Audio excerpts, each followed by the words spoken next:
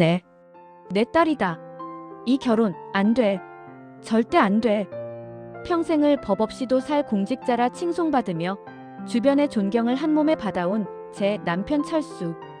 그가 하나뿐인 외아들의 상견례 자리에서 예비 며느리의 멱살을 잡고 내뱉은 첫마디였습니다.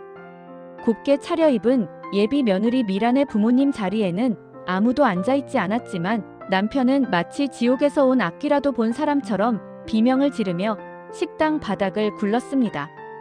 평화로웠던 한정식집의 공기는 단 한순간의 비릿한 악취로 변했고 40년 공들여 쌓아온 제 인생의 성벽은 그 짧은 비명소리에 가루가 되어 흩날렸습니다.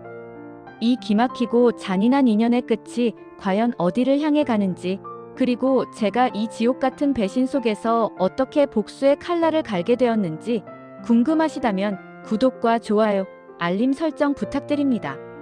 여러분의 따뜻한 응원과 클릭 한 번이 무너진 제 삶을 다시 세우는 유일한 힘이 됩니다. 그날은 제 외아들 현우가 평생의 반려자를 정식으로 소개하는 상견례 날이었습니다. 아들이 입이 마르도록 자랑하던 미란이라는 아가씨는 유명 유치원의 선임 교사답게 참하고 단아한 모습이었죠. 옅은 미소를 띠며 저희 부부에게 정중히 인사하는 그녀를 보며 저는 내심 이런 복덩이가 우리 집에 오려고 그토록 기다렸구나 싶어 연신 싱글벙글 웃음을 지었습니다. 하지만 그 웃음은 차가운 냉수가 나오기도 전 채 5분도 지나지 않아 산산조각이 났습니다. 식사가 나오기 전 며느리감인 미란을 빤히 쳐다보던 남편의 눈빛이 사시나무 떨듯 흔들리기 시작했습니다. 처음에는 그저 긴장해서 그런가 보다 했습니다. 그런데 남편의 얼굴이 점점 흑빛으로 변하더니 갑자기 발작이라도 일으킨 사람처럼 의자를 박차고 일어나는 게 아니겠습니까? 그리고는 다짜고짜 미란에게 달려들어 그녀의 어깨를 낚아채고 미친 듯이 소리를 질렀습니다. 내가 왜 여기 있어? 내 엄마는 어디 가고 내가 왜 우리 현우 옆에 있는 거야? 대답해. 내가 감히 여기가 어디라고 나타나냔 말이야. 남편의 거친 손길에 미란의 몸이 휘청였습니다. 아들 현우는 당황해서 아버지, 왜 이러세요? 사람들이 다 보고 있잖아요. 하며 남편을 말렸지만 남편은 이미 이성을 잃은 상태였습니다. 그는 정신 나간 사람처럼 미란의 얼굴을 두 손으로 꽉 붙잡고는 그 자리에 주저앉아 짐승처럼 울부짖었습니다. 현우야, 안 된다. 이 결혼은 절대 안 돼. 세상에 이런 법이 어디 있느냐. 미란이는 내가 40년 전 밖에서 낳아온 내 딸이란 말이다. 내 핏줄이란 말이야. 그 한마디는 제 가슴에 수천 개의 대못을 박아 넣었습니다. 40년 전 제가 아들을 임신해 입덧으로 물 한 모금 못 마시며 고생하던 그 시기에 남편은 지방 발령지에서 다른 여자의 배를 부풀리고 있었던 겁니다. 그 뱃속에서 태어난 아이가 지금 제 아들이 평생을 약속하겠다며 데려온 여자라니요. 아들 현우는 그 자리에서 안색이 잿빛이 되어 바닥에 쓰러졌습니다. 말도 안 돼. 아버지, 거짓말이죠? 제발 거짓말이라고 해주세요. 아들의 절규가 방 안을 가득 채웠지만 남편은 대답 대신 자신의 머리를 벽에 지시겨대며 통곡할 뿐이었습니다. 하지만 더 소름 끼치는 것은 예비 며느리 미란의 반응이었습니다. 그녀는 눈물 한 방울 흘리지 않았습니다. 오히려 바닥에 엎드려 비는 제 남편을 차갑게 내려다보며 입가에 비릿한 미소를 띠고 있었습니다. 그 눈빛은 복수심으로 이글거리는 독사의 그것과 같았습니다. 이제야 기억이 나시나 봐요, 아버지. 40년을 숨어 살면 우리가 잊힐 줄 알았나요? 아니면 그 돈 몇 푼 던져주면 우리가 조용히 죽어줄 줄 알았어요? 현우 씨, 너무 놀라지 마. 내가 당신 누나라는 거 알면서도 당신을 유혹한 건 바로 저 인간의 심장에 가장 고통스러운 칼을 꽂고 싶어서였으니까. 우리 엄마를 버린 저 인간의 인생을 통째로 박살내고 싶었으니까. 미란의 서늘한 목소리에 식당 안은 순식간에 정적에 휩싸였습니다. 남편의 추악한 배신, 그리고 그 배신이 낳은 독사 같은 딸의 복수.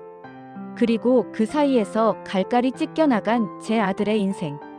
저는 이 아수라장 속에서 대체 누구를 원망하고 누구를 지켜야 할까요?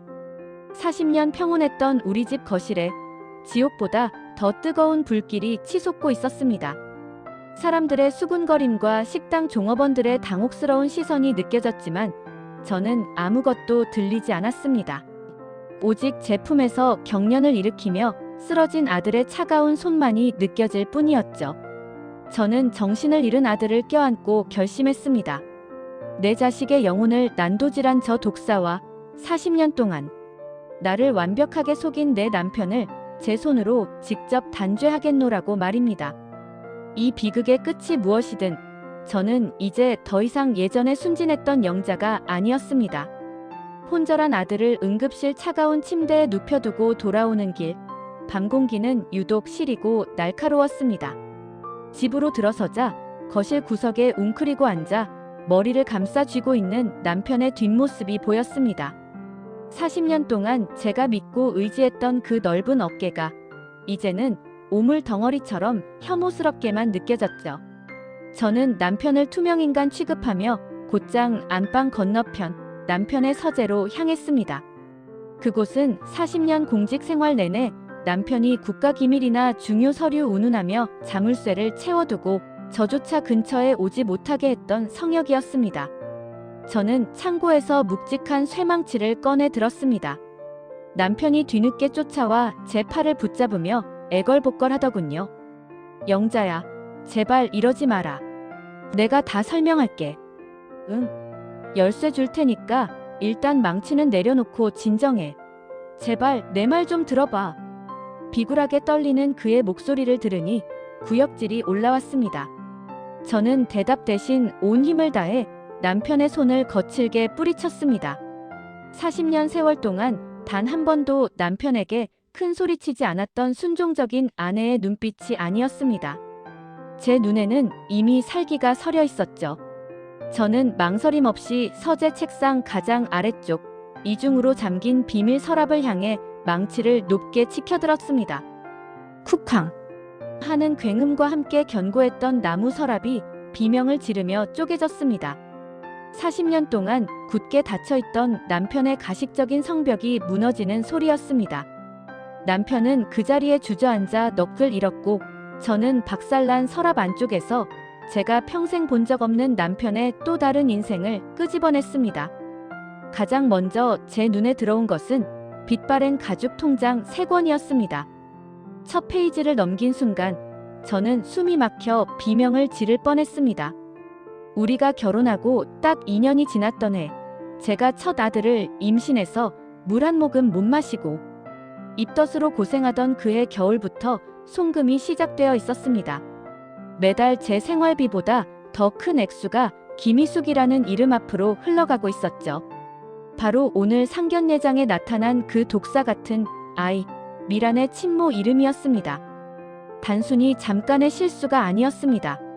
남편은 40년 전 지방 발령지에서 그 여자와 살림을 차렸던 겁니다. 아들 돌잔치 날에도 제 부모님 장례식 날에도 우리가 집을 사기 위해 10원 한 장 아끼며 살던 그 모든 순간에도 남편은 밖에서 만든 자식을 위해 제 피땀 어린 돈을 갖다 바치고 있었던 겁니다. 저는 통장을 바닥에 내동댕이 치고 그 옆에 있던 편지 다발을 낚아챘습니다. 편지 봉투에는 전라남도 완도의 어느 작은 마을 소인이 찍혀 있었습니다. 철수 씨, 미란이가 당신을 꼭 닮은 눈으로 웃고 있어요. 이번에 보내준 돈으로 아이 예쁜 옷 사입혔습니다. 당신이 준 돈으로 생활은 넉넉하지만 아버지가 없다는 사실을 아이에게 어떻게 설명해야 할까요? 편지들을 읽어 내려갈수록 제 등 뒤로 식은땀이 줄줄 흘렀습니다. 남편은 단순히 돈만 보낸 게 아니었습니다. 그는 출장을 핑계로 수시로 그곳을 드나들며 미란의 성장 과정을 지켜보고 있었습니다. 우리 아들 현우가 아빠를 찾으며 울 때 이 인간은 밖에서 낳은 딸의 재롱을 보며 아빠 소리를 듣고 있었던 겁니다. 더 기가 막힌 것은 편지 뭉치 가장 아래에서 발견된 서류였습니다. 그것은 미란이 현재 근무 중인 유명 유치원의 설립 초기 투자금 영수증이었습니다. 아들에게는 결혼 자금 보태줄 형편이 안 된다며 오리발을 내밀던 남편이 뒤로는 억대의 돈을 만들어 미란의 직장 기반을 닦아주고 있었던 겁니다. 저는 구역질이 올라와 서재 바닥에 주저앉았습니다. 40년 동안 제가 사랑하고 존경했던 남편은 애초에 존재하지 않았습니다. 제가 살았던 이 집은 거짓으로 세워진 모래성이었고 제가 믿었던 평온은 남편이 돈으로 산 가짜 행복이었습니다. 바닥에 흩어진 편지와 통장들을 보며 저는 피눈물을 흘렸습니다. 그때 거실에서 조용히 상황을 지켜보고 있던 미란이 현관 비밀번호를 누르고 제 집으로 걸어 들어왔습니다. 상견례장에서 쫓겨났던 그 아이가 이제는 제 안방까지 침범하려는 듯 당당하게 서재 문턱에 섰습니다. 그녀는 바닥에 엎드려 비는 제 남편을 비웃듯 내려다보며 제게 속삭였습니다. 어머님, 이제야 제 엄마 이름이 적힌 통장을 보셨네요. 생각보다 늦으셨어요. 우리 엄마는 평생 저 통장 하나 바라보며 당신 남편 기다리다 화병으로 돌아가셨는데 당신은 참 편하게 사셨네요. 이제부터 제가 이 집에서 어떤 일을 벌일지 기대되지 않으세요? 미란의 서늘한 목소리에 바닥에 엎드려 있던 남편이 고개를 들었습니다. 하지만 미란은 아버지를 쳐다보지도 않았습니다. 그녀의 눈은 오직 제 손에 들린 그 낡은 통장만을 응시하고 있었습니다. 40년의 기만이 낳은 비극. 그 판도라의 상자가 이제 완전히 열려버린 것이었습니다.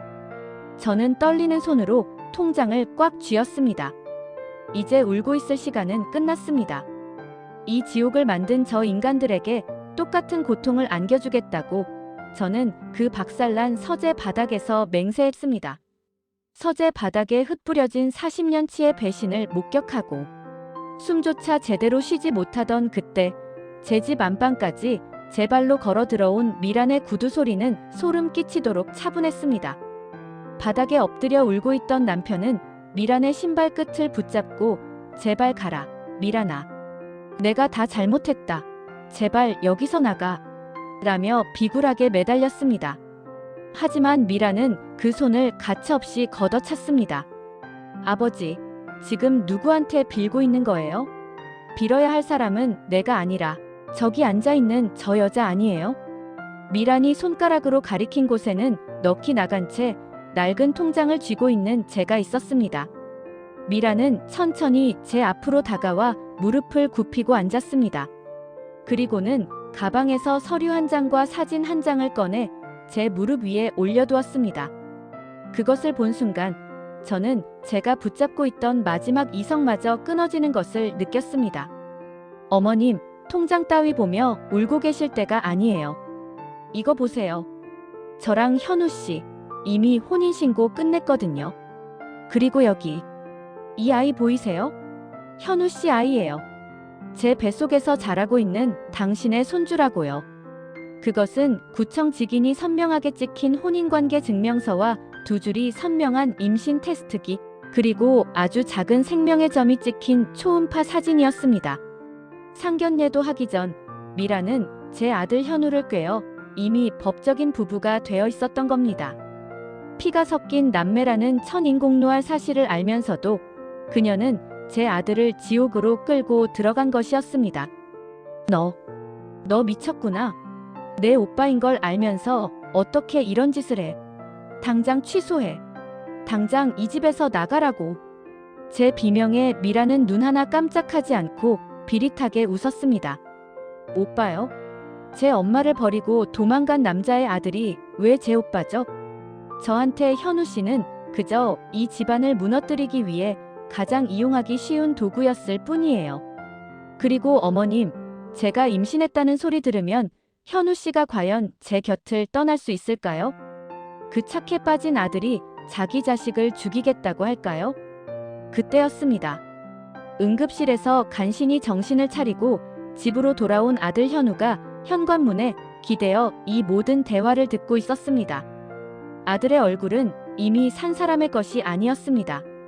잿빛으로 변한 얼굴로 비틀거리며 거실로 들어온 현우는 미란의 손에 들린 초음파 사진을 보더니 짐승 같은 울음을 터뜨렸습니다. 미란아, 너 방금 뭐라고 했어? 우리 아이, 그리고 내가 우리 아버지 딸이라고? 그게 대체 무슨 소리야? 현우는 바닥에 주저앉아 제 머리칼을 쥐어뜯으며 절규했습니다. 아, 싫어. 아니라고 해줘요. 엄마, 제발 저 여자가 미친 거라고 말해줘요. 아들의 고통스러운 몸부림에 제 가슴은 난도질당했습니다. 40년 동안 애지중지 키워온 제 금쪽 같은 아들이 남편의 추악한 과거가 낳은 독사에게 물려 서서히 죽어가고 있었습니다. 남편은 그제야 상황의 심각성을 깨달은 듯 현우에게 다가가려 했지만 저는 옆에 있던 도자기 화병을 집어던져 남편의 발치를 막았습니다. 내 아들 몸에 손대지 마. 당신은 이제 이 아이 아버지가 아니야. 인간의 탈을 쓰고 어떻게 이런 짓을 해? 당신이 사람이야? 저는 떨리는 몸을 일으켜 세웠습니다. 눈물은 어느덧 말라버렸고 그 자리에는 서늘한 살기가 차올랐습니다. 저는 미란의 멱살을 휘잡아 현관 밖으로 거칠게 밀어냈습니다. 그리고 남편의 짐 가방을 집어 던지며 선언했습니다. 너희 둘 다 당장 나가. 이 집은 내 명이고 40년 동안 내가 일궈온 내 성전이야. 당신이 숨겨둔 비자금, 부동산, 그 유치원 투자금까지 내가 몽땅 다 압류할 거야. 당신이 공직자로 쌓아온 그 가증스러운 명예, 내 손으로 직접 검찰청에 투고해서 박살 내줄게. 길바닥에서 굶어 죽어가며 서로를 원망하게 만들어주겠어. 미라는 헝클어진 머리를 정리하며 차갑게 쏘아붙였습니다. 어디 마음대로 해보세요. 저는 현우 씨 부인이고 이 뱃속 아이는 이 집안의 유일한 적통이 될 테니까요. 법대로 하면 누가 이기는지 한번 해보자고요. 현관문이 쾅 닫히고 거실에는 아들의 처절한 오열 소리와 남편의 비굴한 흐느낌만이 남았습니다. 하지만 저는 주저앉지 않았습니다. 내 아들을 지옥으로 밀어넣은 저 인간들에게 진짜 지옥이 무엇인지 보여주겠다고 결심했습니다. 40년 가식의 역사를 제 손으로 불태우기 위한 진짜 전쟁은 이제부터 시작이었습니다. 미란과 남편을 집 밖으로 밀어낸 뒤 집안은 비정상적일 만큼 고요했습니다. 하지만 그 고요는 평화가 아니라 폭풍 전야의 정적이었죠. 저는 거실 한복판에 넋을 잃고 앉아있는 아들 현우의 손을 꽉 잡았습니다. 아들의 손은 얼음장처럼 차가웠고 그 눈동자에는 이미 삶의 의지가 꺼져 있었습니다. 40년 가식을 지키기 위해 남편이 싸지른 오물이 내 자식의 영혼을 시궁창으로 만들었다는 생각에 제 눈에는 핏발이 섰습니다. 저는 밤을 꼬박 지새우며 서재에서 가져온 남편의 비리 증거들을 다시 훑었습니다. 그러다 통장 사이에 끼어있던 낡은 수첩 하나를 발견했죠. 거기에는 남편이 지난 40년간 완도의 그 여자에게 보낸 액수뿐만 아니라 그 여자가 죽기 직전 남편에게 보낸 마지막 편지가 끼워져 있었습니다. 철수 씨, 미란이는 당신을 닮아 영악해요. 당신이 나를 버린 대가로 당신 아들을 노릴지도 몰라요. 부디 조심하세요. 그 구절을 읽는 순간 소름이 돋았습니다. 미란의 복수는 우발적인 것이 아니었습니다. 그녀는 이미 10수년 전부터 제 아들 현우를 표적으로 삼고 접근했던 겁니다. 저는 더 이상 지체할 시간이 없었습니다. 아들을 방으로 들여보낸 뒤 저는 날이 밝자마자 미란이 원장 타이틀을 달고 거들먹거리는 그 유치원으로 향했습니다. 도착한 유치원은 겉보기엔 화려하고 평온했습니다. 아이들의 웃음소리가 담장 너머로 들려왔지만 그 안에서 아이들을 가르치는 미란의 모습은 제게 그저 먹이를 노리는 독사처럼 보일 뿐이었죠. 저는 원장실 문을 거칠게 밀고 들어갔습니다. 미란은 마치 제가 올 줄 알았다는 듯 여유롭게 차를 마시고 있었습니다. 어머님, 밤새 고민 좀 해보셨어요? 혼인신고까지 마친 며느리를 이렇게 박대하시면 쓰나. 미란은 여전히 그 소름 끼치는 미소를 띠며 저를 조롱했습니다. 하지만 저는 아무 말 없이 가방에서 남편의 비자금 장부, 사본과 어젯밤 찾아낸 남편의 공금 횡령 증거들을 그녀의 책상 위에 던졌습니다. 미란의 눈동자가 서류를 훑어내리더니 순식간에 잘게 떨리기 시작했습니다. 이게 뭔지 알겠니? 내 아버지가 40년 동안 공직에 있으면서 내 뒷바라지를 하기 위해 손뗀 공금 유용 기록이야. 내가 지금 원장 대우를 받으며 이 자리에 앉아 있는 이 유치원, 건물, 그 보증금과 인테리어 비용까지 전부 이 더러운 돈으로 세워진 거더구나. 내가 자랑스러워하던 그 원장이라는 명예가 사실은 범죄의 산물이었다는 걸 알면 학부모들이나 교육청에서 어떤 반응을 보일까? 미란의 얼굴에서 핏기가 가셨습니다. 그녀는 떨리는 손으로 서류를 움켜쥐며 저를 노려봤습니다. 그래서요? 이걸 터뜨리면 당신 남편도 감옥에 가요. 당신 아들 얼굴에 먹칠하는 거라고요. 정말 그렇게까지 할 수 있을 것 같아요? 저는 미란의 얼굴 쪽으로 몸을 낮추고 차갑게 속삭였습니다. 내 아들은 이미 지옥에 있어. 저 비겁한 남편 인간이 감옥에 가든 말든 내 알 바 아니야. 하지만 너는 다르지 않니?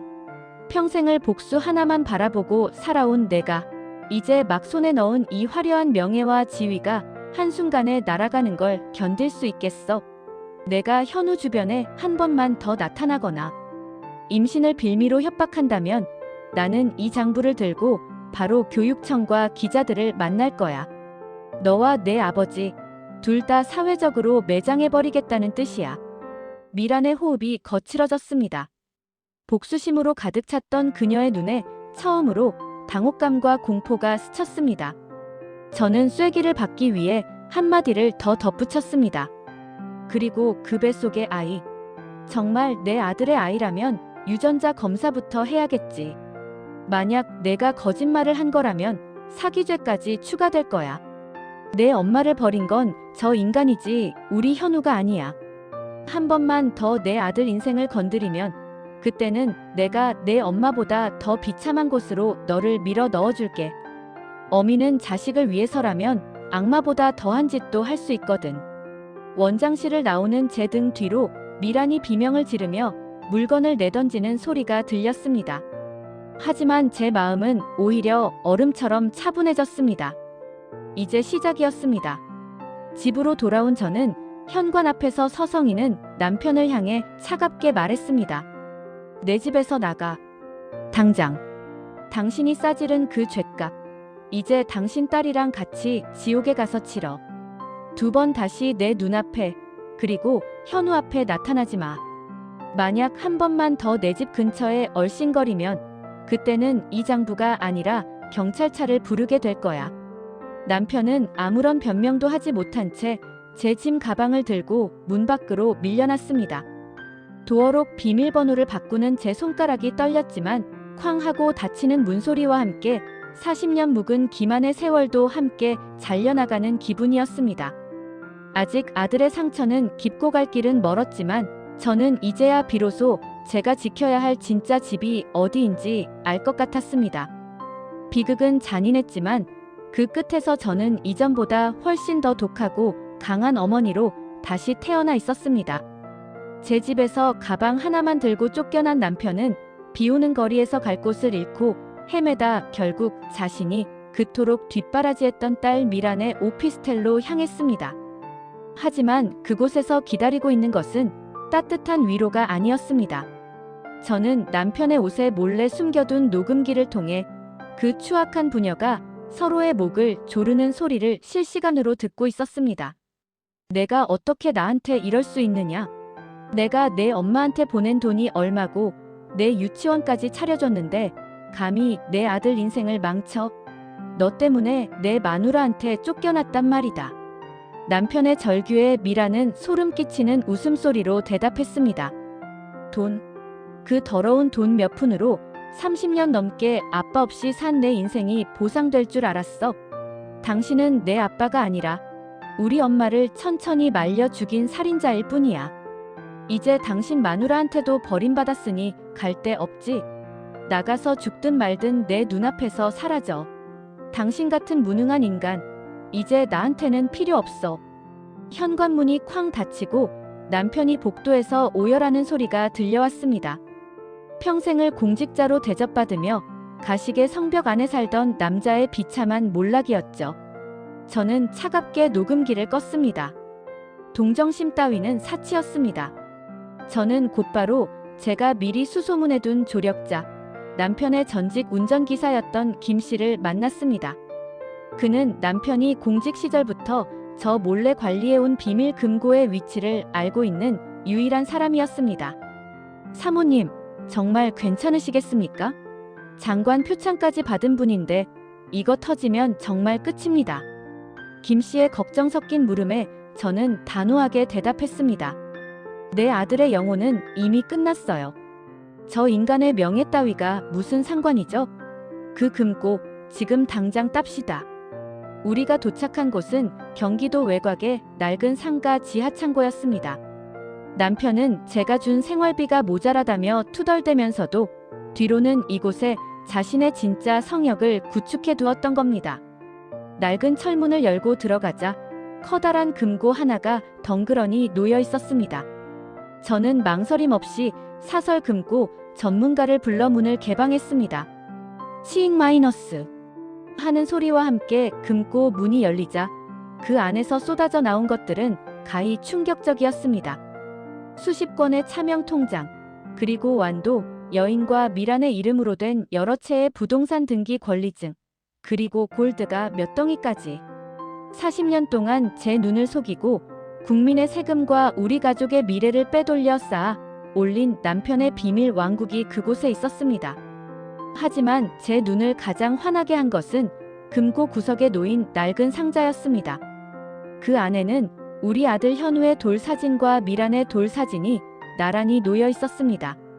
남편은 두 가정을 동시에 유지하며 한쪽에서는 자상한 아빠로, 한쪽에서는 비정한 도망자로 살면서 이 추악한 기록들을 즐기고 있었던 겁니다. 이게 다 내 아들 몫이었어야 할 돈들이야. 내 아들이 학비가 없어 밤샘 알바를 할 때 당신은 여기서 이 금덩이들을 닦고 있었단 말이지. 저는 그 자리에서 변호사에게 전화를 걸었습니다. 남편의 차명 재산 리스트 전부 확보했습니다. 지금 당장 이 재산들에 대해 가압류 신청 넣으세요. 단 1원도 저 인간들이 손대지 못하게 말입니다. 그리고 미란의 유치원 설립 자금 출처 조사서도 검찰에 넘기세요. 이제부터 저들을 서서히 굶겨 죽일 겁니다.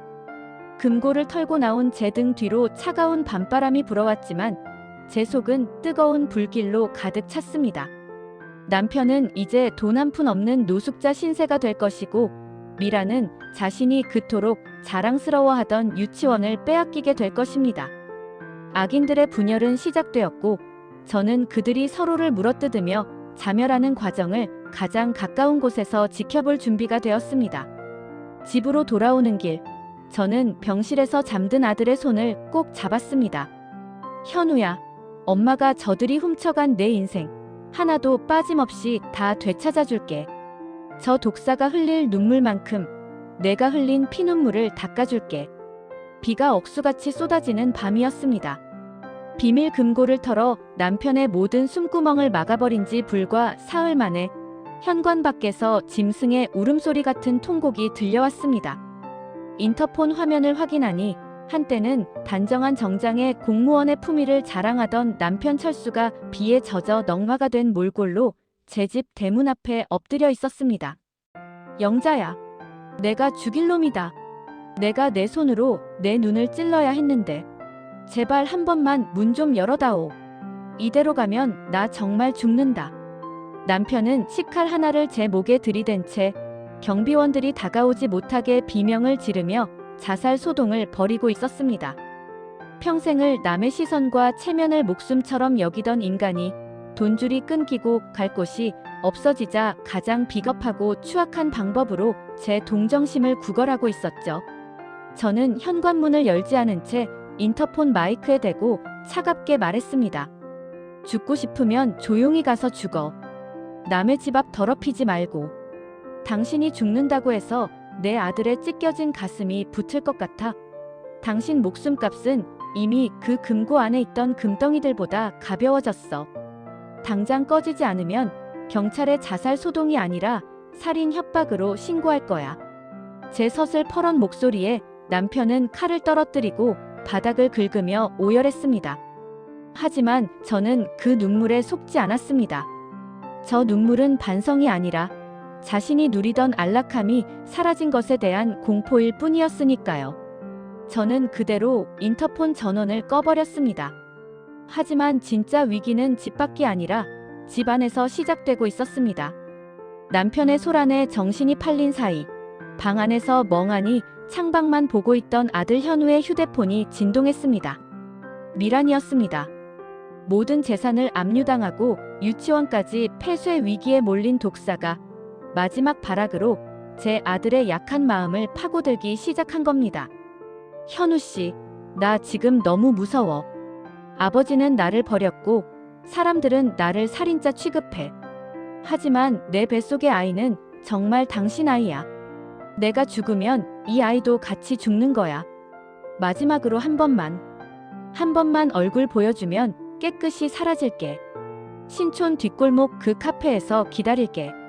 현우는 떨리는 손으로 메시지를 읽었습니다. 독사 같은 미라는 제 아들이 얼마나 정이 많고 열인지 누구보다 잘 알고 있었습니다.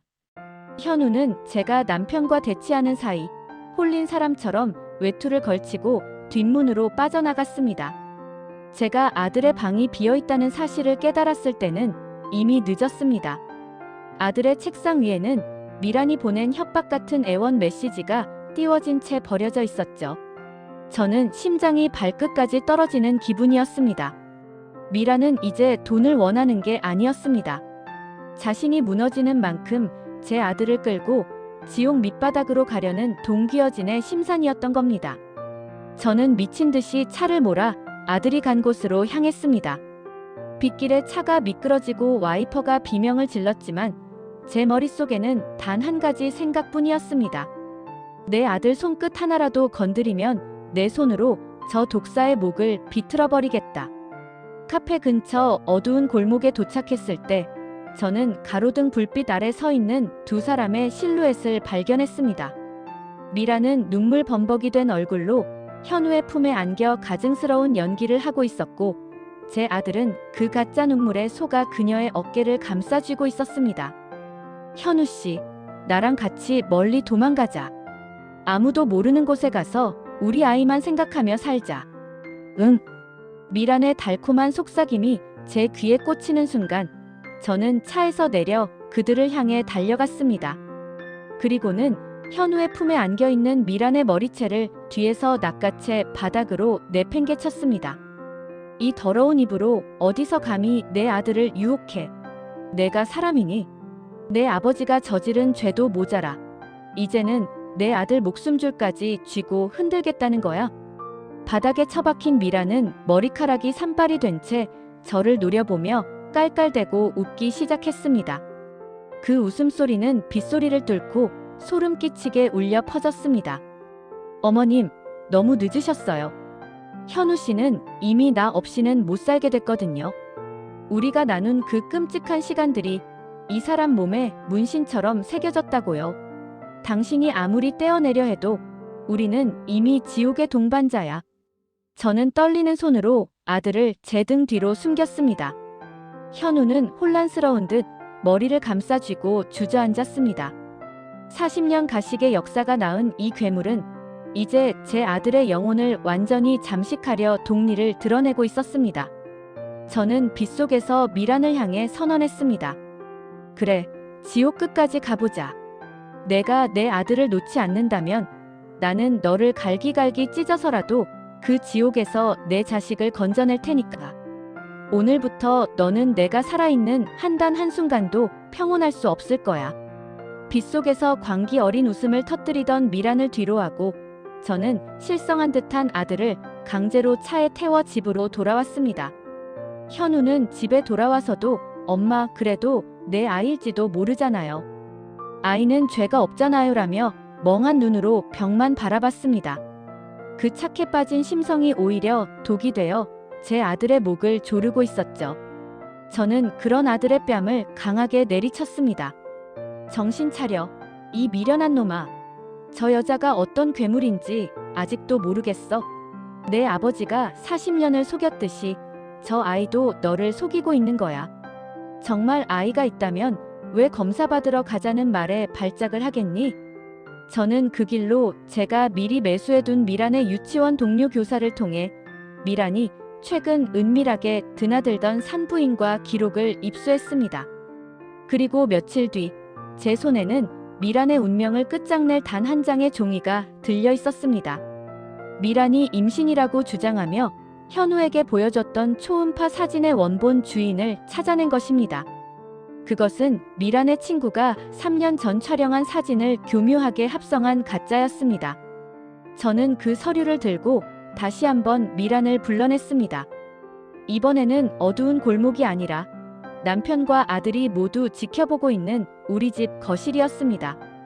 남편은 노숙자 신세로 지내다 며칠 만에 나타나 거실 구석에서 숨을 죽이고 있었고 현우는 초조하게 손톱을 물어뜯고 있었죠. 미란은 여전히 당당하게 배를 감싸 안으며 들어왔습니다. 어머님, 또 무슨 행패를 부리려고 부르셨어요? 제 뱃속의 아이가 스트레스 받으면 책임지실 거예요?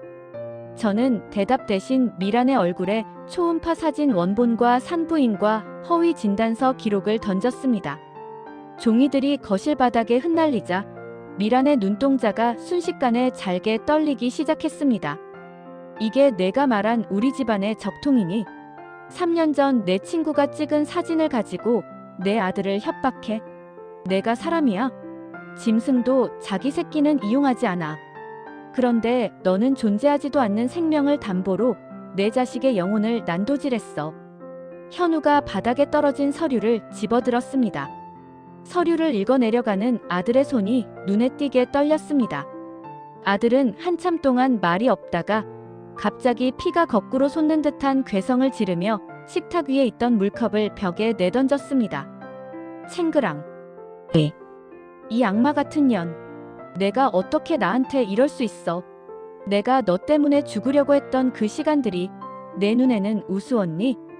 내가 내 누나라는 사실을 알고도 내가 너를 책임지겠다고 결심했을 때 너는 뒤에서 비웃고 있었던 거야. 현우의 눈에는 평생 본 적 없는 서늘한 살기가 서렸습니다. 아들은 미란에게 다가가 그녀의 멱살을 거칠게 움켜쥐었습니다. 평소 벌레 한 마리 못 죽이던 유약한 현우가 아니었습니다. 자식의 배신감은 그를 단 하룻밤 만에 투사로 만들었죠. 내 인생 망친 건 우리 아버지 하나로 좋게. 그런데 너까지 내 인생을 유리네. 잘 들어, 미란아. 이제 너는 내 누나도 내 여자도 아니야. 너는 내 손으로 묻어버릴 원수일 뿐이야. 엄마가 하려는 복수, 이제 내가 할 거야. 내가 가진 그 가짜 명예, 내가 목숨보다 아끼는 그 유치원. 내가 내 손으로 가루를 만들어줄게. 현우는 미란을 거실 바닥으로 내팽개쳤습니다. 남편은 그 광경을 보며 입만 벙긋거릴 뿐 아무 말도 하지 못했습니다. 미란은 바닥에 주저앉아 헝클어진 머리를 쓸어 넘기며 다시 웃기 시작했습니다. 하지만 그 웃음은 아까와 달리 비굴함이 섞여 있었죠. 그래. 가짜면 어때? 이미 너희 집안은 박살났는데. 너희 아버지가 나한테 준 돈들, 그거 다 횡령한 돈인 거 알지? 너희도 공범이야. 같이 죽자고. 현우는 차갑게 미란을 내려다보며 말했습니다. 공범? 아니, 우리는 피해자야. 아버지가 유용한 돈들, 엄마가 이미 법적으로 환수 절차 밟고 있어. 너한테 간 돈은 부당이득 반환 소송으로 한 푼도 남김없이 뺏어올 거야. 너는 이제 전과자 신세로 길바닥에서 구걸하며 살게 될 거다. 내가 그렇게 만들 거니까. 아들의 각성을 지켜보며 저는 처음으로 가슴속 웅어리가 풀리는 기분이었습니다. 40년 가식이 낳은 비극은 잔인했지만 그 비극이 제 유약했던 아들을 강철처럼 단단하게 만들었습니다. 미란이 도망치듯 집을 나가고 현우는 제 앞에 무릎을 꿇었습니다. 엄마, 죄송해요. 제가 너무 어리석어서 엄마 가슴에 못을 박았어요. 이제부터는 제가 엄마를 지킬게요. 저 인간들이 우리한테 한 짓 100배 1000배로 돌려줘요. 저는 아들의 어깨를 감싸 안았습니다. 이제 수비는 끝났습니다. 아들과 제가 한 팀이 되어버리는 진짜 공격이 이제 막 시작되려 하고 있었습니다.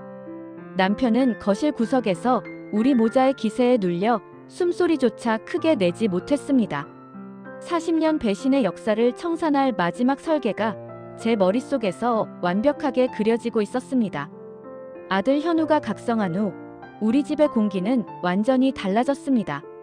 멍하니 창밖만 바라보던 아들의 눈에는 이제 서늘한 복수의 안광이 서려 있었죠. 현우는 자신이 미란에게 당했던 가스라이팅과 협박의 기록들을 하나하나 복구하기 시작했습니다. 그리고 저에게 말했습니다.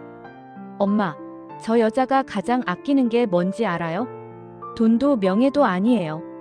바로 자기가 피해자의 딸이라는 그 명분이에요. 그걸 부숴야 해요. 저는 현우의 조언에 따라 남편이 40년 동안 완도로 송금했던 기록들을 다시 추적했습니다. 그러다 이상한 점을 발견했죠. 남편의 송금은 미란의 친모인 김희숙이 사망한 후에도 몇 년간 계속되었습니다. 수취인은 김희숙이 아닌 완도의 한 요양병원 원장이었습니다. 저는 그 길로 완도로 내려가 남편의 과거를 알고 있는 늙은 간호사 한 분을 만났습니다.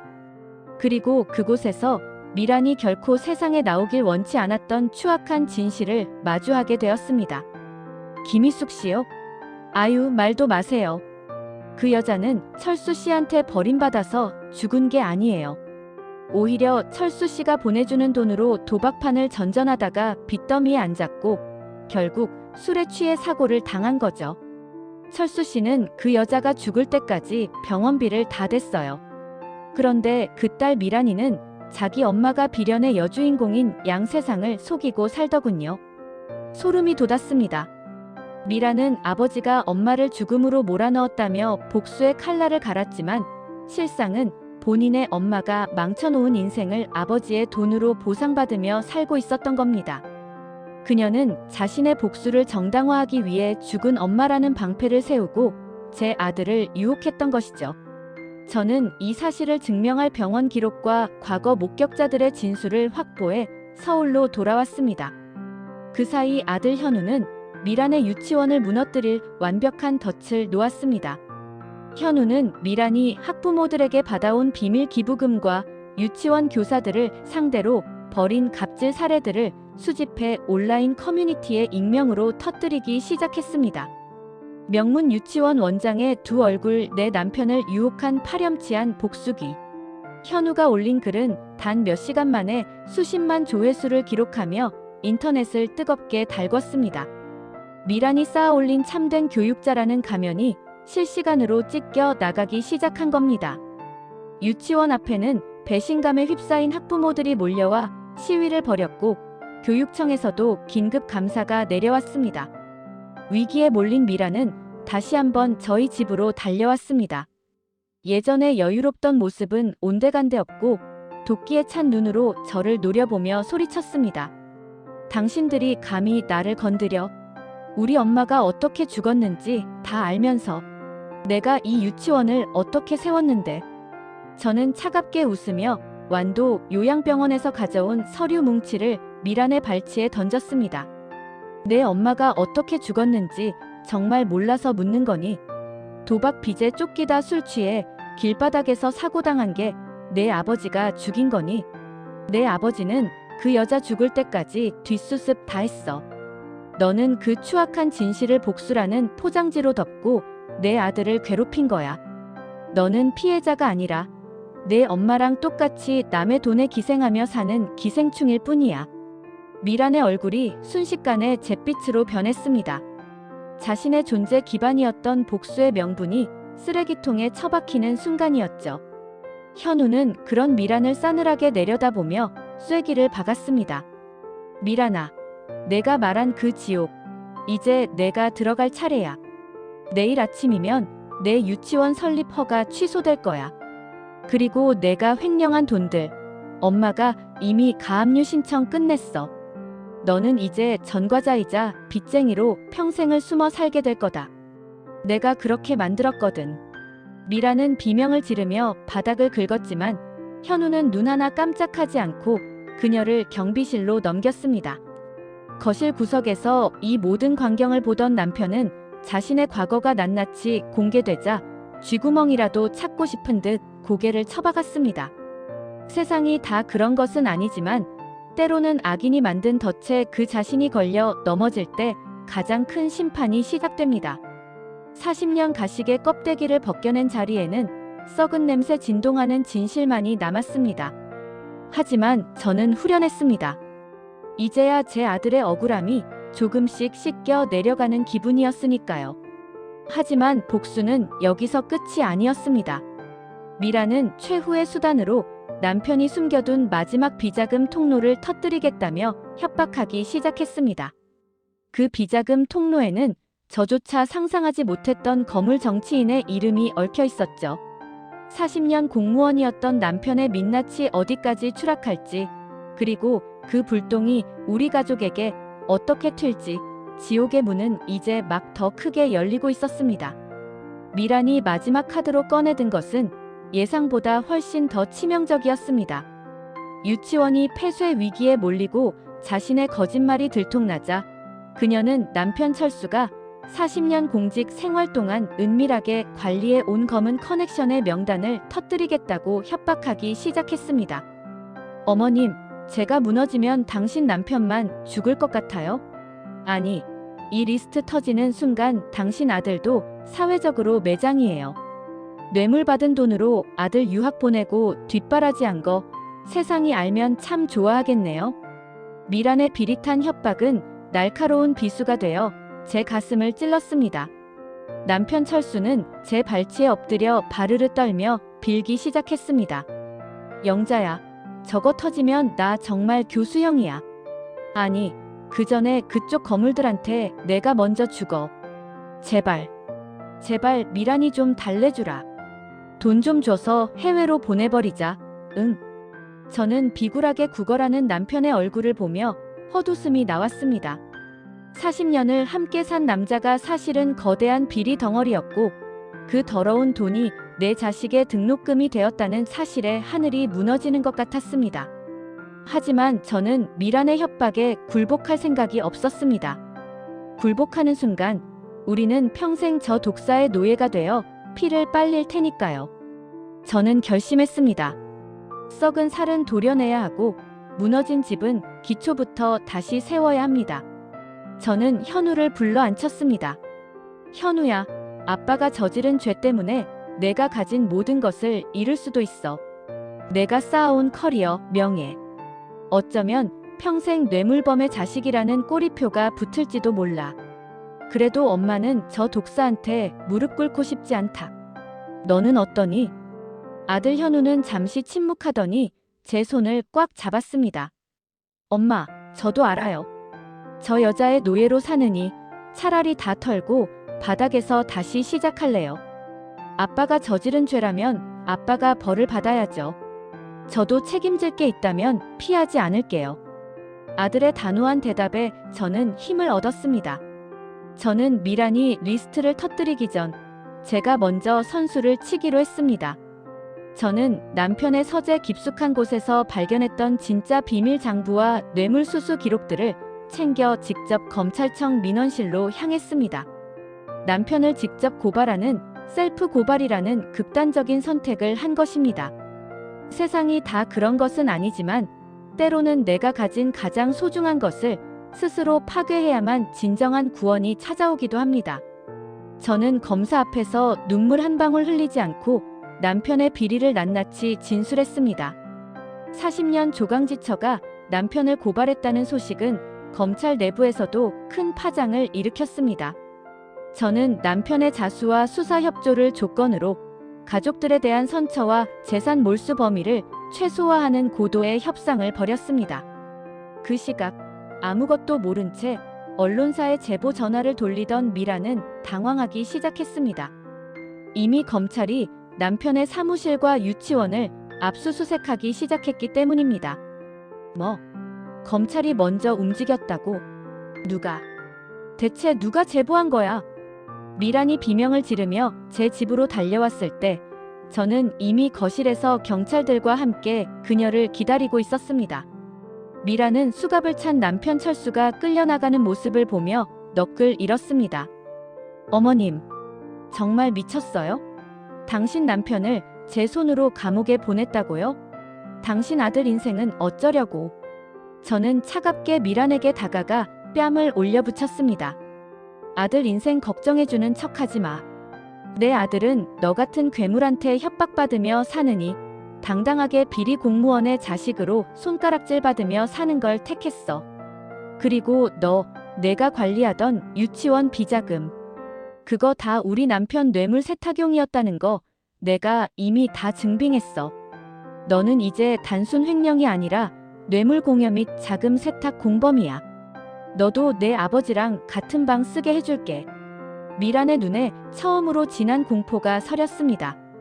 그녀는 자신의 복수가 완성되기도 전에 자신이 파놓은 비리의 함정에 스스로 빠져버린 것입니다. 경찰에 끌려가는 미란의 뒷모습을 보며 저는 바닥에 주저앉아 통곡했습니다. 40년 세월이 무너져 내리는 소리가 가슴속에서 천둥처럼 울렸습니다. 남편은 구속되었고 우리 집은 압류딱지가 붙었습니다. 세상은 우리를 손가락질했습니다. 그렇게 청렴한 척하더니 속은 구더기가 들끓었네라며 비아냥대는 소리가 들려왔습니다. 하지만 저는 후련했습니다. 이제 더 이상 미란의 협박에 떨지 않아도 되고 남편의 가식적인 웃음을 보지 않아도 되니까요. 현우는 직장에 사표를 냈습니다. 뇌물 비리에 연루된 아버지를 둔 사람이 아이들을 가르칠 수 없다며 스스로 물러난 것이죠. 아들은 텅 빈 집 거실에서 제 무릎을 베고 누웠습니다. 엄마, 이제 우리 진짜 알거지가 됐네요. 근데 왜 이렇게 잠이 잘 올까요? 3년 만에 처음으로 악몽을 안 꿀 것 같아요. 저는 아들의 머리를 쓰다듬으며 다짐했습니다. 그래, 현우야. 이제 바닥까지 내려왔으니 올라갈 일만 남았어. 저 독사가 감옥에서 피눈물을 흘리는 동안 우리는 가장 낮은 곳에서 가장 뜨겁게 다시 시작하자. 하지만 지옥에서 돌아온 독사는 쉽게 죽지 않았습니다. 감옥에 갇힌 미란이 면회를 온 의문의 인물에게 속삭이는 소리가 교도소 담장을 넘어 들려왔습니다. 나만 죽을 것 같아? 아니, 내가 가진 마지막 폭탄은 아직 터뜨리지 않았어. 영자 그 여자가 가장 아끼는 거, 그걸 뺏어야지. 미란이 감춘 마지막 카드는 과연 무엇일까요? 40년 전 완도에서 남편과 미란의 엄마 사이에 있었던 저조차 알지 못했던 또 다른 피해 계약이 수면 위로 떠오르기 시작했습니다. 남편은 구속되었고 미란 또한 뇌물 세탁 공범으로 차가운 감옥에 갇혔습니다. 우리 집 거실에는 빨간 압류딱지가 붙었지만 저는 오히려 40년 만에 처음으로 깊은 잠을 잘 수 있었습니다. 모든 것이 끝났다고 믿었죠. 하지만 감옥에 갇힌 미란은 평범한 인간이 아니었습니다. 그녀는 면회를 온 의문의 인물, 과거 남편 철수에게 은혜를 입었던 비리 변호사를 통해 제 인생의 마지막 뿌리를 흔들기 시작했습니다.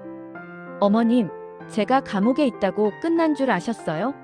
당신 친정 부모님이 남기신 그 평택 땅 말이에요. 그거 사실 우리 아버지가 명의만 빌려준 거라는 서류 제가 가지고 있거든요.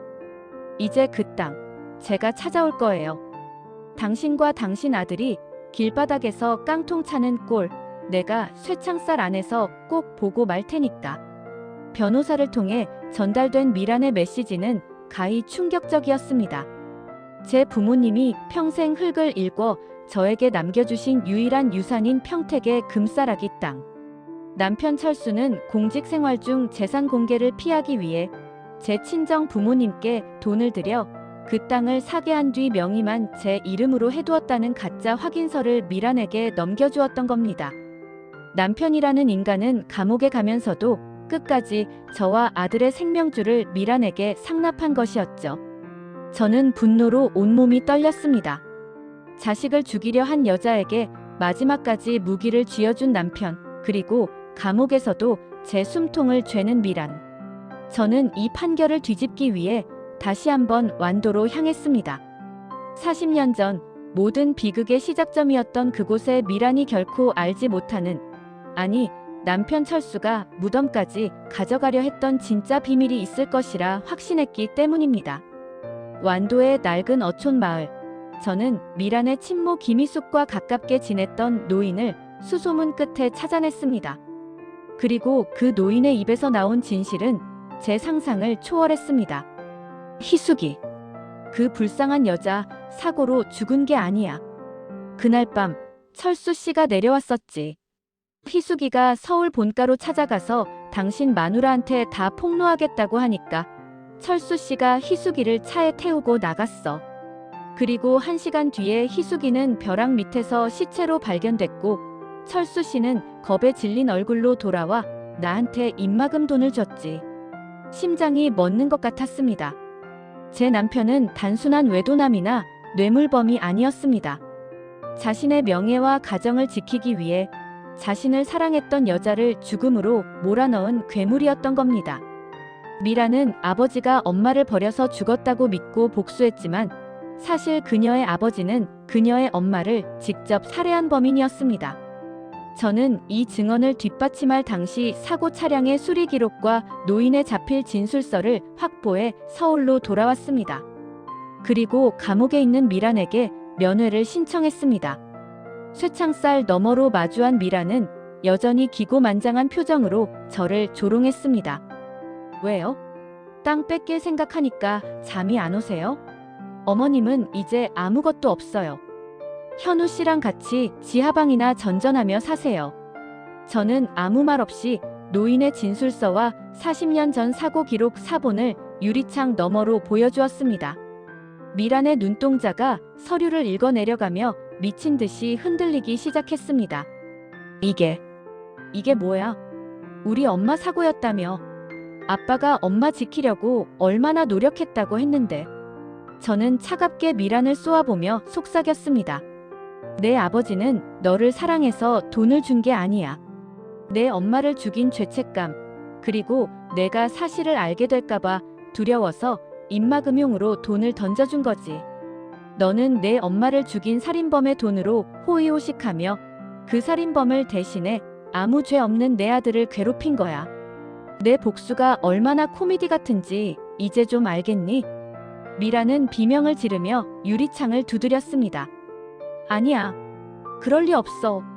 우리 아빠가 그럴 리 없다고. 그녀의 절규는 차가운 면회실에 공허하게 울려 퍼졌습니다.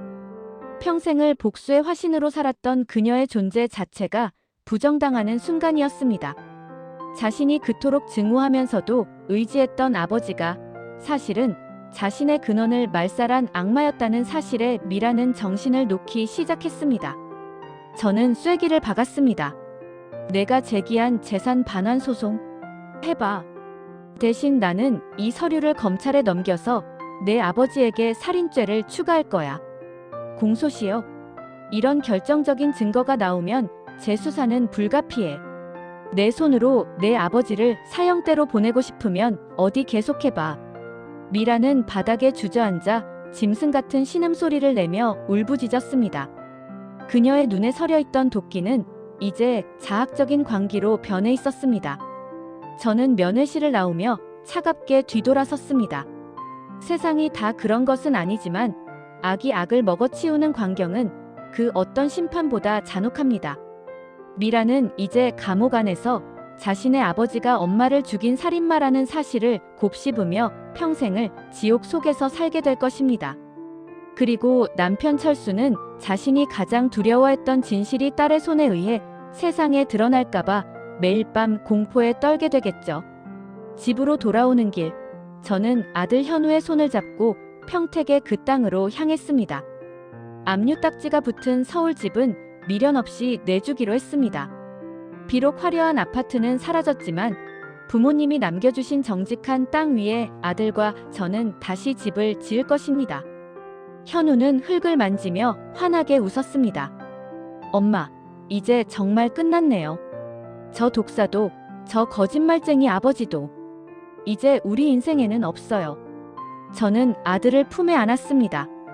40년 가식의 긴 터널을 지나 이제야 비로소 진실한 햇살이 우리 모자를 비추고 있었습니다. 하지만 저는 알고 있었습니다. 이 평화가 그냥 온 것이 아니라는 것을요. 제가 저지른 자기 파괴적 복수의 대가는 앞으로도 치러야겠지만 적어도 우리는 더 이상 거짓 속에 살지 않아도 됩니다. 자신의 아버지가 친모를 죽인 진실을 마주한 미란의 정신은 완전히 붕괴되었습니다. 감옥 안에서 그녀는 벽에 머리를 찌으며 울부짖거나 잊지도 않은 엄마의 이름을 부르며 허공에 대고 대화를 나누는 등 극심한 정신 발작을 일으키기 시작했습니다. 그녀가 그토록 당당하게 휘둘렀던 복수의 칼날이 결국 자기 자신을 난도질하는 흉기로 돌아간 셈입니다. 그 사이 구치소에 수감 중이던 남편 철수에게도 비극이 찾아왔습니다. 자신이 평생 공들여 세운 명예가 살인마라는 낙인으로 변할 위기에 처하자 그는 극심한 공포와 죄책감을 견디지 못했습니다. 면회를 온 저를 향해 그는 유리창 너머로 피 맺힌 소리를 질렀습니다. 영자야, 제발 그 서류 검찰에 넘기지 마라. 내가 죽어서 갚을게. 내 딸 미란이한테만은 비밀로 해줘. 제발. 비겁한 인간. 끝까지 자신을 걱정하는 게 아니라 살인마로 기억될 자신의 이름 석자와 미란의 눈을 두려워하고 있었습니다. 저는 대답 대신 그가 40년 전 완도 여인을 벼랑 끝으로 밀었을 때 입었던 낡은 셔츠의 단추 하나를 유리창 앞에 내려놓았습니다.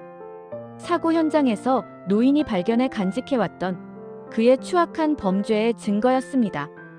당신이 죽어서 갚을 수 있는 건 아무것도 없어.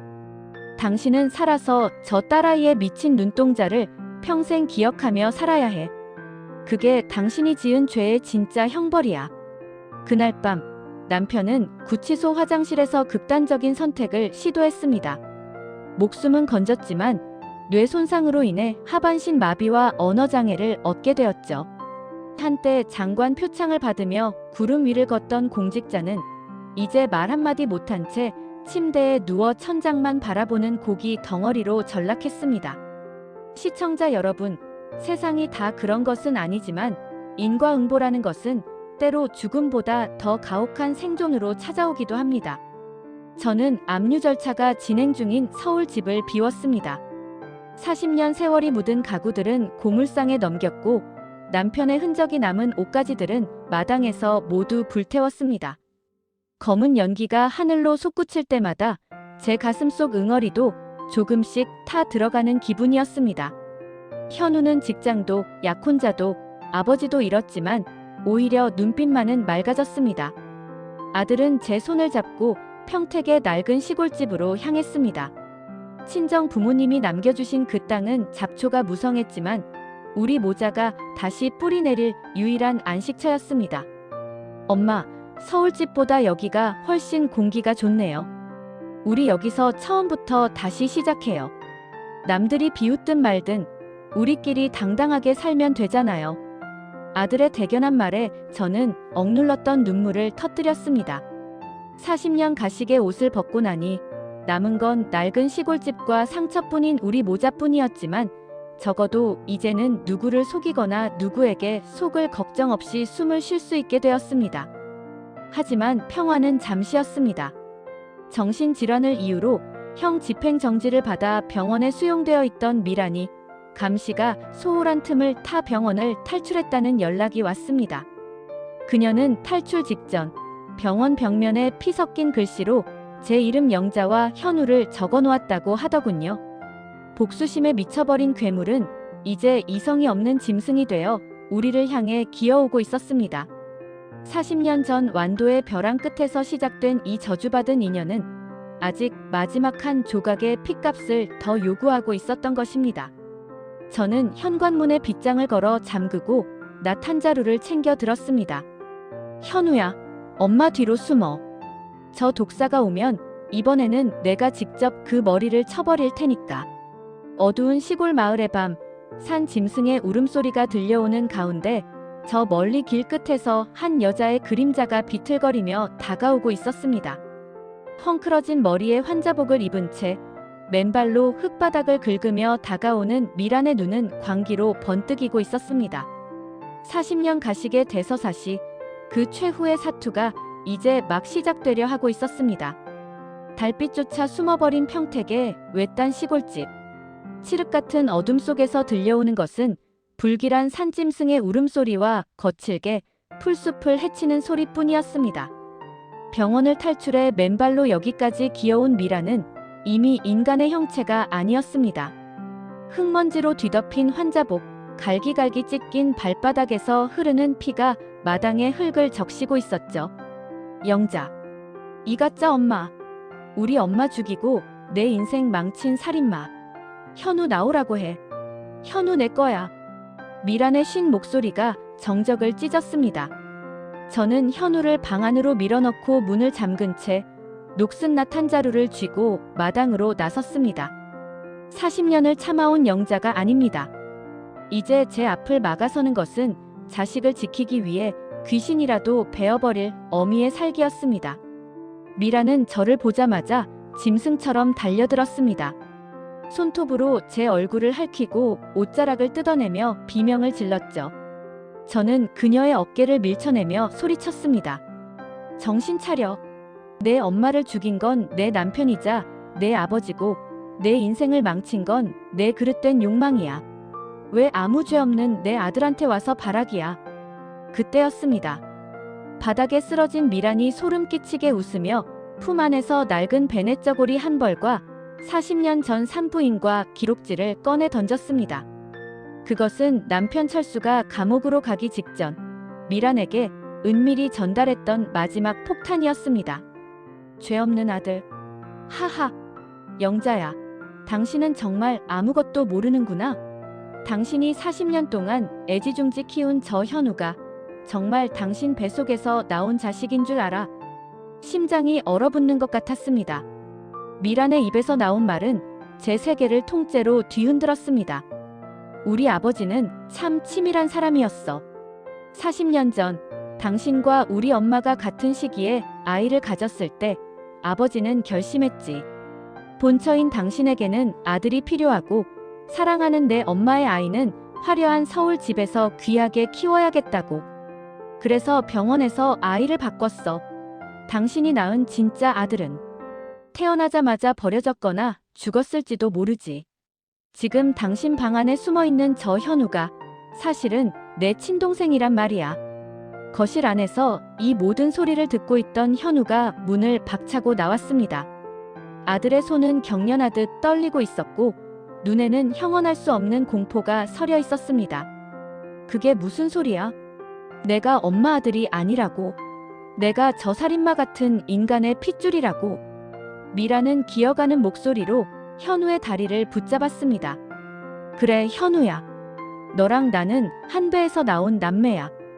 아버지가 당신 아내를 속이기 위해 너를 가짜 아들로 둔갑시킨 거라고. 당신 엄마는 40년 동안 원수의 자식을 키운 거야. 저는 하늘이 무너지는 고통 속에 비틀거렸습니다. 40년 세월, 내 목숨보다 귀하게 키웠던 내 아들이 사실은 나를 기만한 남편과 그 상간녀의 자식이었다니요. 하지만 그 순간 제 머릿속을 스쳐 지나가는 기억이 있었습니다.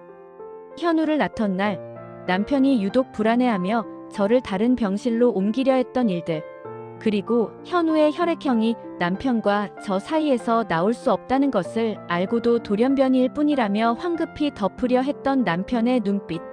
세상이 다 그런 것은 아니지만 악마는 가장 성스러운 모성애마저 기만의 도구로 사용합니다. 저는 낫을 쥔 손에 힘을 주었습니다. 배신감에 피가 거꾸로 솟았지만 제 눈앞에서 울부짖는 현우의 얼굴을 보았습니다. 40년 동안 제가 밥을 먹이고 열이 나면 밤을 새워 간호하고 걸음마를 가르쳤던 그 아이. 피가 섞였든 안 섞였든 저 아이는 제 영혼의 일부였습니다. 저는 미란을 걷어차며 소리쳤습니다. 닥쳐. 피 한 방울 안 섞였어도 현우는 내 아들이야. 내 아버지가 어떤 더러운 짓을 했든 상관없어. 내가 40년 동안 사랑으로 키웠고 내가 내 아들이라고 부르는 순간부터 이 아이는 내 자식이야. 너 같은 괴물한테 내 아들 안 뺏겨. 현우는 오열하며 제 발치에 무릎을 꿇었습니다. 엄마. 엄마, 나 어떡해요? 내가 엄마를 아프게 한 그 사람들의 핏줄이라니. 나 죽고 싶어요. 저는 현우의 얼굴을 두 손으로 감싸 쥐었습니다. 아니야, 현우야. 핏줄은 중요하지 않아. 내가 보여준 진심, 내가 나를 위해 각성하고 복수했던 그 마음이 진짜야. 너는 저 인간들의 아들이 아니라 이 영자의 아들이다. 누구도 그 사실을 바꿀 수 없어. 미라는 저희 모자의 모습에 발광하며 달려들었지만 마을 사람들이 전등을 들고 달려오는 소리에 당황해 숲속으로 도망쳤습니다. 하지만 그날 밤의 폭로는 우리 모자에게 지울 수 없는 낙인을 남겼습니다. 40년 가식의 끝에는 남편의 외도와 살인뿐만 아니라 자식까지 바꿔치기한 인륜을 저버린 범죄가 숨겨져 있었던 것입니다. 저는 결심했습니다. 이제 남편 철수가 감옥에서 누워있는 그 병원으로 가야겠습니다. 말 한마디 못하는 그 인간의 멱살을 잡고서라도 내 진짜 아들은 어디로 갔는지, 그리고 왜 이런 잔인한 짓을 저질렀는지 끝장을 봐야 했습니다. 40년 가식의 역사는 이제 마지막 핏값을 요구하는 종착역을 향해 달리고 있었습니다. 평택 시골집에서의 폭풍 같은 밤이 지나고 저는 제 인생을 통째로 부정당한 채 넋이 나간 현우를 집에 남겨두고 서울의 요양병원으로 향했습니다. 하반신 마비와 언어장애로 침대에 묶여 천장만 바라보고 있는 남편 철수. 그 추악한 인간의 눈을 직접 보고 물어야 했습니다. 내 뱃속에서 10달을 품고 피눈물을 흘리며 낳았던 내 진짜 자식은 어디에 있는지, 그리고 어떻게 사람의 탈을 쓰고 이런 짓을 저지를 수 있었는지 말입니다. 병실 문을 열자마자 느껴지는 소독약 냄새와 기계적인 숨소리가 역겨웠습니다. 40년 동안 제 곁에서 점잖은 척, 청렴한 척 가식의 가면을 쓰고 살았던 남자는 이제 초점이 흐릿한 눈으로 저를 올려다보았습니다. 저는 그의 멱살을 움켜잡고 귓가에 대고 낮게 은조렸습니다. 말해. 내 딸 미란이가 한 말이 사실이야? 내 아들. 내가 낳은 진짜 내 자식. 그 아이 어디로 빼돌렸어? 당신이 사람이야? 어떻게 자식을 바꿔치기 할 생각을 해? 남편의 눈동자가 심하게 흔들렸습니다. 그는 말을 할 수 없는 입을 벙긋거리며 짐승 같은 신음소리를 내뱉었죠. 손가락 끝을 파들파들 떨며 침대 시트를 긁는 그의 모습에서 저는 확신했습니다. 미란의 말은 사실이었습니다. 그는 40년 전 완도 여인이 낳은 아들을 제 아들로 둔갑시켜 화려한 서울 집의 후계자로 키우려 했고, 제가 낳은 친아들은 태어나자마자 어딘가로 사라진 것이었습니다. 당신이 그러고도 아버지야? 당신 때문에 인생이 송두리째 뽑힌 현우는 지금 죽어가고 있어. 내 진짜 자식 생사라도 알려달란 말이야. 제가 남편의 가슴팍을 주먹으로 내리치며 오열하던 그때 갑자기 병도실 밖에서 날카로운 비명소리와 함께 자욱한 연기가 스며들기 시작했습니다. 복도에서는 불이야. 라는 고함이 터져나왔죠. 미란이었습니다. 병원을 탈출했던 미란이 마지막으로 선택한 복수는 자신을 살인마의 딸로 만든 아버지와 자신의 인생을 방해한 저를 한꺼번에 불태워 죽이는 것이었습니다. 아빠, 우리 같이 죽자. 엄마가 기다리는 그 지옥으로 같이 가자고. 미란의 광기 어린 목소리가 불길 속에서 들려왔습니다. 그녀는 병동 복도에 휘발유를 뿌리고 불을 지른 채 남편의 병실 문을 밖에서 잠그려 시도하고 있었습니다. 불길은 순식간에 문틈을 타고 들어왔고 병실 안은 검은 연기로 가득 찼습니다. 침대에 묶인 남편은 공포에 질려 눈을 크게 뜬 채 꺽꺽거리는 소리만 낼 뿐이었습니다. 저는 죽음의 공포 속에서도 본능적으로 남편의 휠체어를 향해 손을 뻗었습니다. 하지만 그 순간 제 머릿속에 현우의 눈물이 스쳐 지나갔습니다. 40년 동안 가짜 아들을 키우게 만든 남자, 내 친아들의 행방을 묘연하게 만든 원수. 과연 이 인간을 살려야 할 가치가 있을까요? 영자야, 살려 줘. 남편의 입에서 기적처럼 짧은 단어가 터져 나왔습니다. 죽음의 문턱에서 터져나온 본능적인 살고자 하는 욕망이었죠. 저는 그의 눈을 똑똑히 바라봤습니다. 당신을 살려주면 내 아들이 어디 있는지 말할 거야? 대답해. 남편은 눈물을 흘리며 필사적으로 고개를 끄덕였습니다. 저는 타오르는 불길을 뚫고 휠체어를 밀어 병실 문을 박차고 나갔습니다. 복도 끝에는 불길 속에서 춤을 추듯 비틀거리는 미란이 서 있었습니다. 그녀의 옷자락에도 이미 불길이 옮겨 붙어 있었지만 그녀는 고통조차 느끼지 못하는 듯 웃고 있었습니다. 하하, 다 같이 죽는 거야. 아무도 행복할 수 없어. 미라는 저를 향해 달려들려 했지만 무너져 내리는 천장 잔해에 가로막혀 바닥으로 쓰러졌습니다. 저는 남편을 휠체어에 태운 채 비상구를 향해 미친 듯이 달렸습니다. 연기 때문에 앞이 보이지 않았고 폐가 타 들어가는 고통이 느껴졌지만 단 하나, 내 진짜 자식을 찾아야 한다는 일념이 저를 움직였습니다. 병원 밖으로 탈출에 찬 공기를 마시는 순간 저는 그 자리에 주저앉아 통곡했습니다. 멀리서 소방차 사이렌 소리가 들려오고 타오르는 병원 건물을 보며 저는 생각했습니다. 세상이 다 그런 것은 아니지만 악의 대가는 결국 스스로를 태우는 불길로 돌아온다는 것을요. 미라는 그 불길 속에서 나오지 못했습니다. 자신의 엄마가 죽었던 그 벼랑 끝의 공포를 그녀는 뜨거운 불길 속에서 다시 겪으며 생을 마감했습니다. 40년을 이어온 질긴 악연의 한 축이 그렇게 재가 되어 사라진 것입니다. 구조된 남편은 응급차 안에서 제 손을 꼭 잡았습니다. 그리고 떨리는 손으로 제 손바닥에 글씨를 쓰기 시작했습니다. 그것은 제가 40년 동안 그토록 듣고 싶었던, 하지만 듣는 순간 심장이 멎을 것 같은 한 이름과 장소였습니다. 평택, 보육원, 왼쪽 어깨, 반점. 제 남편이 40년 전 제 아들을 버렸던 곳, 그곳은 역설적이게도 지금 저와 현우가 살고 있는 시골집에서 그리 멀지 않은 곳이었습니다. 등잔 밑이 어둡다는 말처럼 제 진짜 자식은 제 근처에서 저를 지켜보고 있었을지도 모릅니다. 40년 가식의 대서사시, 이제 마지막 진실을 향한 단 하나의 문만이 남았습니다. 병원 화재의 참혹한 연기 속에서 남편이 제 손바닥에 남긴 마지막 고백은 제 남은 인생을 통째로 뒤흔드는 지진과도 같았습니다. 평택 보육원, 왼쪽 어깨 반점. 그 짧은 단어들이 제 40년 세월의 구멍을 메우기 시작했습니다. 저는 병원 치료도 마다하고 곧장 평택으로 내려왔습니다. 하지만 제가 마주한 것은 40년이라는 시간의 장벽이었습니다. 남편이 아들을 버렸다는 그 보육원은 이미 20년 전에 폐쇄되어 노인 요양시설로 바뀌어 있었죠. 저는 억장이 무너지는 심정으로 요양원의 낡은 기록 보관실을 뒤졌습니다.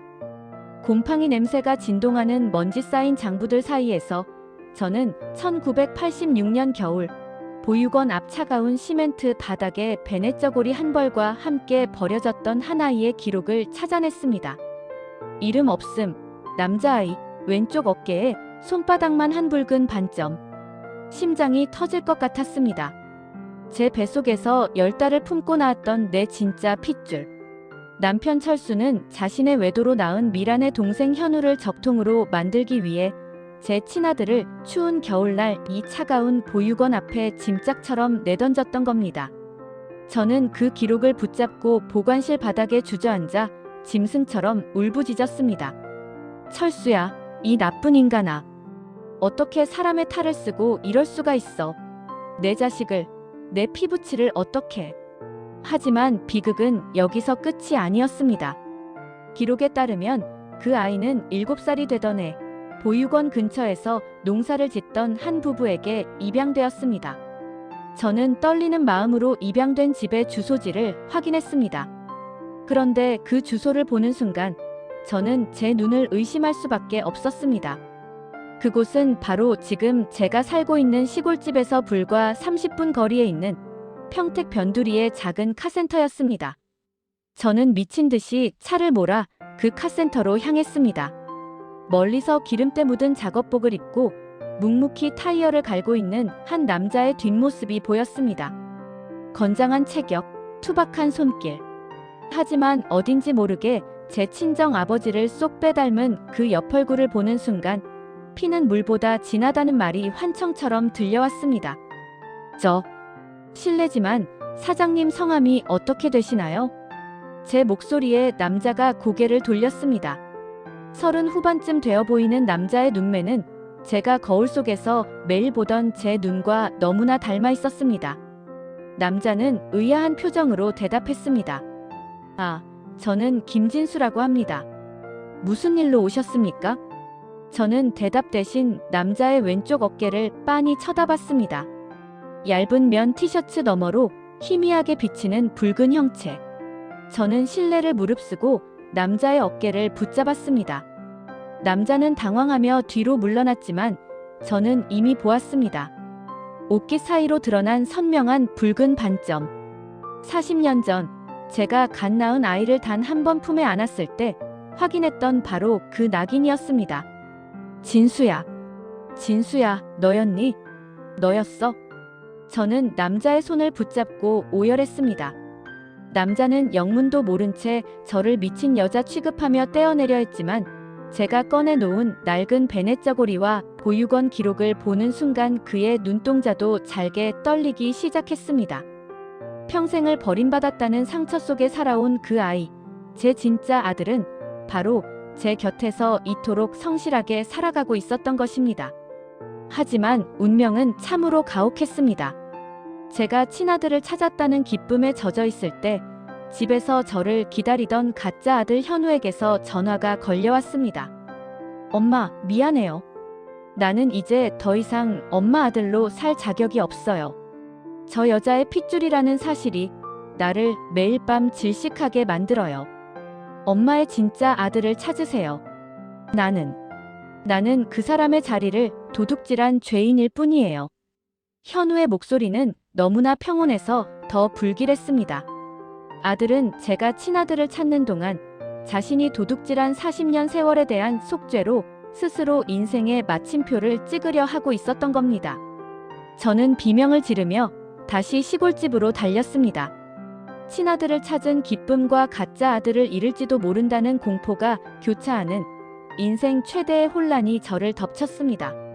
세상이 다 그런 것은 아니지만 때로는 진실이 밝혀지는 순간이 거짓보다 더 아플 때가 있습니다.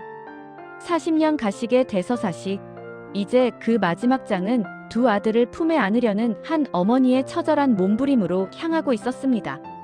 저는 차 안에서 빌고 또 빌었습니다. 하나님, 제발 두 아이 모두 제 곁에 있게 해주세요. 죄는 남편이 지었지 이 아이들은 아무 잘못이 없잖아요. 마당에 도착했을 때 현우는 농약병을 든 채 툇마루에 멍하니 앉아 있었습니다.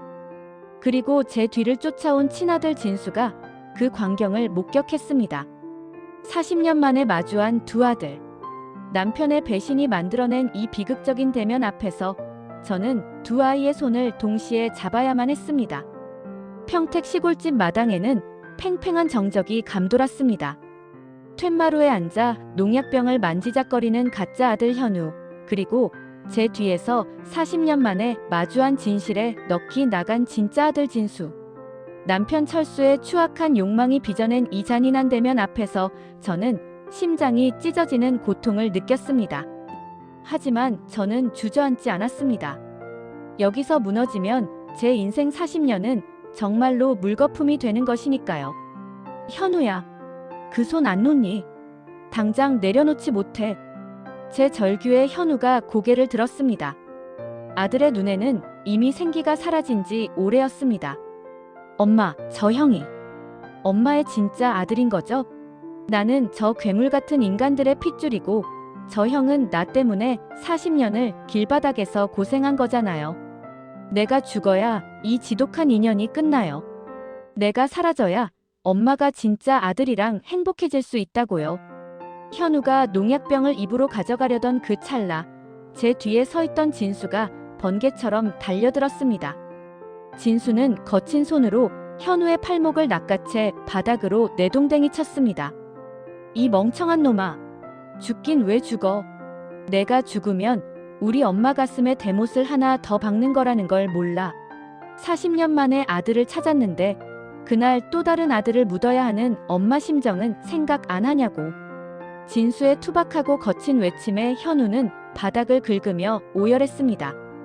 진수는 기름때 묻은 손으로 현우의 어깨를 꽉 쥐었습니다. 나도 억울해. 나도 엄마 없이 보육원에서 자란 거 생각하면 잠이 안 와. 근데 너를 키운 건 우리 엄마야. 40년 동안 너한테 밥 먹이고 옷 입히고 사랑 준 건 저분이라고. 핏줄이 뭐 그리 대단해. 너를 아들로 만든 건 저분의 시간이고 인생이야. 저는 두 아들을 한꺼번에 품에 안았습니다. 한쪽에는 내가 낳았지만 기르지 못한 아픔이, 한쪽에는 내가 낳지 않았지만 내 목숨보다 귀하게 키운 세월이 있었습니다. 우리는 마당 한복판에서 서로를 붙잡고 한참을 울었습니다. 40년 동안 쌓인 거짓의 독소가 그 눈물과 함께 씻겨 내려가는 듯 했습니다. 그로부터 1년이 지났습니다. 세상이 다 그런 것은 아니지만 진실은 결국 상처를 치유하는 유일한 약이 되더군요. 남편 철수는 병상에서 끝내 눈을 감지 못한 채 전신 마비 상태로 살아있는 지옥을 경험하고 있습니다. 그는 이제 우리 인생에서 지워진 이름입니다. 감옥 불길 속에서 생을 마감한 미란 또한 잿더미가 되어 바람에 흩어졌습니다.